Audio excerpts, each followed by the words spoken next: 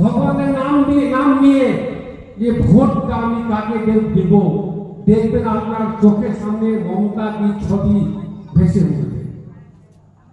যে কাজ করে তার ছবি ভাসবে, যে কাজ করে না তাকে মানুষ স্মরণ করে না। আমাদের কাছে মমতা মনির মা আছে, মমতা দিদি আছে,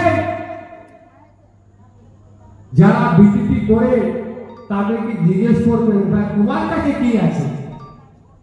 আমার কাছে তো মা আছে, তোমার কাছে কি আছে? বলতে পারবে না যে আমার কাছে আমার বাবা মোদি আছে। তাই মনে রাখবেন, যারা বিজেপি করছে, রাজনীতি করা অধিকার সবারই আছে, কিন্তু সারা বছর আমি কিছু করব না, আমার খুঁজে পাওয়া যাবে না, আমি মানুষের আপদে বিপদে থাকবো না, সব কাজ টিএমসি কর্মীরা করবে, পঞ্চায়েত মেম্বার করবে, সমিতি মেম্বার করবে, টিএমসি ক্যাডাররা করবে। আর যখন ভোট আসবে তখন ঝান্ডা নিয়ে এক মাস আগে থেকে ঘরে ঘরে মোদীকে ভোট দাও, মোদীকে ভোট দাও। মোদী ভাই কি করছে বলুন না, একটাও কাজ বলুন। যারা আপনারা এখানে বসে আছেন, যত দূর আমার আওয়াজ যাচ্ছে, একটা পরিবার বলুন যে মোদী এই কাজ করে দিয়েছে, আমরা পার্টি করা ছেড়ে দিব। একটাও কেউ বলতে পারবে না। কিন্তু আমাদের সরকার যেই কাজ করেছে প্রত্যেক ঘরে ঘরে ঘরে করেছে। তাহলে বলার মানে হলো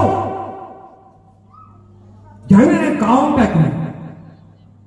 মোদীর যে ব্যাকগ্রাউন্ডটা, মোদী কোথা থেকে উঠে এসছে? মোদী উঠে এসছে গুজরাট থেকে। মোদীর ব্যাকগ্রাউন্ডটা হলো ওই।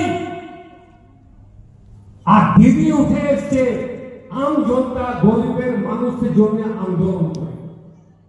একটা লোক যে দাঙ্গা করে উঠে এসছে, গুজরাটকে জানিয়েছে, আজকে পুরো ভারতবর্ষকে জানাচ্ছে। আর একটা লোক মহিলা ভারতবর্ষের মধ্যে যে সবাইকে নিয়ে চলতে চাইছে, সবার জন্য কাজ করতে চাইছে, উনি একজন মহিলা। মহিলাদের কি কষ্ট একটা পরিবার চালাতে গেলে মহিলারা জানে। তাই দেখবেন যতগুলো প্রকল্প আছে সব কিন্তু মহিলাদের জন্য আছে। লক্ষ্মী ভান্ডার মহিলাদের জন্য, স্বাস্থ্য সাথী কার্ডের প্রথম নামটা মহিলা, কন্যাশ্রী মহিলা, রূপশ্রী মহিলা, জন্ম থেকে মৃত্যু। আপনি দেখুন মোদী, যার কোন পরিবার নেই, আপনারা বলতে পারেন মোদীজির ওয়াইফের নাম কি জানেন আপনারা কেউ? মোদীজির ওয়াইফের নাম আছে যশোদা বেন। উনি খুব জীবিত আছেন, কিন্তু মোদীজি ওনাকে নিজের ঘরে রাখেন না। সবচেয়ে বড় দুঃখজনক ঘটনা ভারতবর্ষের ইতিহাসে, একটা প্রাইম মিনিস্টার তার ঘরে তার স্ত্রীর জন্য একটা রুম, কামরা নেই, একটা রুম নেই। ভাবতে পারেন লোকটা কত ক্রূর। তার স্ত্রী তার সঙ্গে থাকে না, বলছে ইন্ডিয়া যোগ সরকার এলে মঙ্গলসূত্র কেড়ে নেবে।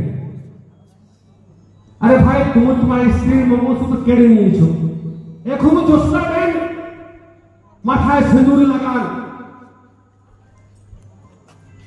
কিন্তু এই লোকটা তার স্ত্রীকে সম্মান দেয় না, নিজের সন্তানকে ঘরে রাখে।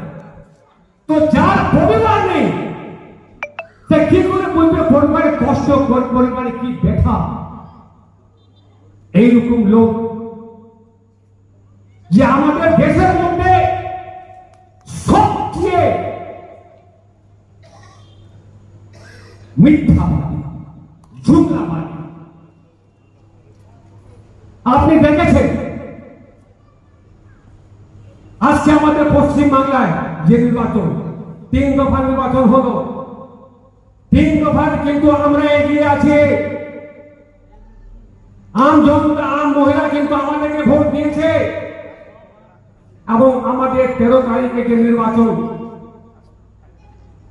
বিজেপি একটা প্রার্থী দিয়েছিল, আপনারা সবাই জানেন, তার নাম ছিল পবন সিং, বিহারের গায়ক ছিল। যখন পবন সিং এখানে এলো, যখন তার কাছে রিপোর্ট গেল যে শত্রুঘ্ন সিনহা 3 লক্ষ ভোটে জিতেছেন এবং এখানে বিজেপি কোনো কাজ করেনি, 18 ঘন্টার মধ্যে সে এখান থেকে পালিয়ে চলে গেল। ভয় পালিয়ে চলে গেল। ও বুঝতে পারলো যে এখানে দলের কোনো ঢাল নেই, তলবার নেই, অফিস